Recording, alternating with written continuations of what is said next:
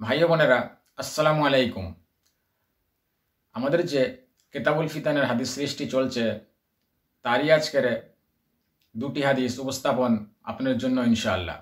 আজকের যে দুটি হাদিস উপস্থাপন করব সে দুটি হলো হাদিস নম্বর 23 ও হাদিস নম্বর 24। তো আপনাদের জন্য হাদিস দুটি। আবদুল্লাহ ইবনু আমর ইবনুল আস রাজিয়াল্লাহ আনহু থেকে বর্ণিত। তিনি বলেন, রসুলুল্লাহ সাল্লাহ আলিয়া সাল্লাম বলেছেন, অচিরেই আমার উম্মতের মধ্যে এমন ফিতনা আসবে, তাতে মানুষ তার পিতা ও ভাই থেকে বিচ্ছিন্ন হয়ে যাবে।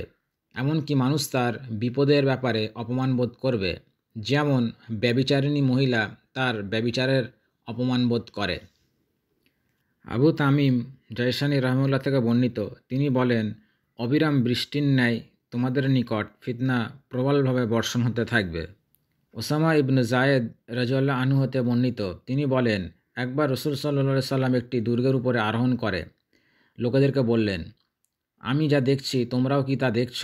নিশ্চয় আমি দেখছি যে তোমাদের গৃহের ফাঁকে ফাঁকে বৃষ্টির ন্যায় ফিতনা পতিত হচ্ছে।